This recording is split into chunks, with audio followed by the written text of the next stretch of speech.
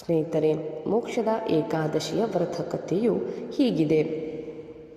ಬಹಳ ಹಿಂದೆಯೇ ವೈಖ್ಯಾನಸ ಎಂಬ ರಾಜನಿದ್ದನು. ಅವನು ವಿನಮ್ರ ಮತ್ತು ಉದಾರ ಗುಣಗಳಿಗೆ ಹೆಸರುವಾಸಿಯಾಗಿದ್ದನು ಮತ್ತು ತನ್ನ ಪ್ರಜೆಗಳಿಂದ ಅಪಾರವಾಗಿ ಪ್ರೀತಿಸಲ್ಪಟ್ಟ ರಾಜ ಆಗಿರುತ್ತಾನೆ.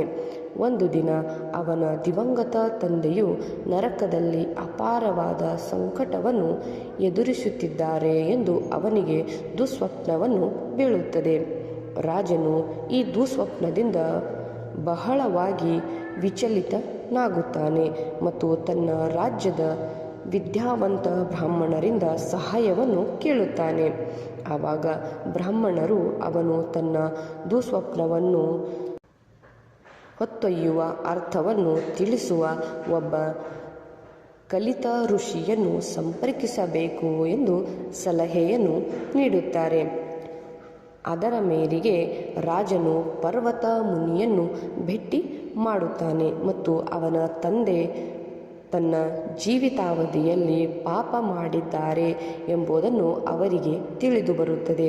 ಋಷಿಯು ತನ್ನ ತಂದೆ ಮಾಡಿದ ಪಾಪವನ್ನು ತೊಡೆದುಹಾಕಲು ಸಹಾಯ ಮಾಡಲು ಅವರು ಮೋಕ್ಷದ ಏಕಾದಶಿ ವ್ರತವನ್ನು ಭಕ್ತಿಯಿಂದ ಆಚರಿಸಲು ರಾಜನಿಗೆ ಹೇಳುತ್ತಾರೆ.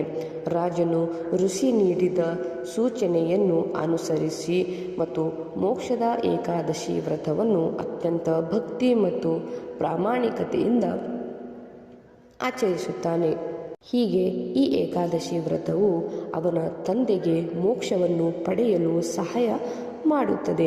ಅಂದಿನಿಂದ ಜನರು ತಮ್ಮ ಪೂರ್ವಜರಿಗೆ ಮೋಕ್ಷವನ್ನು ಪಡೆಯಲು ಮತ್ತು ಶ್ರೀಕೃಷ್ಣನ ಆಶೀರ್ವಾದವನ್ನು ಪಡೆಯಲು ಈ ಉಪವಾಸವನ್ನು ಆಚರಿಸಲು ಪ್ರಾರಂಭಿಸಿದರು.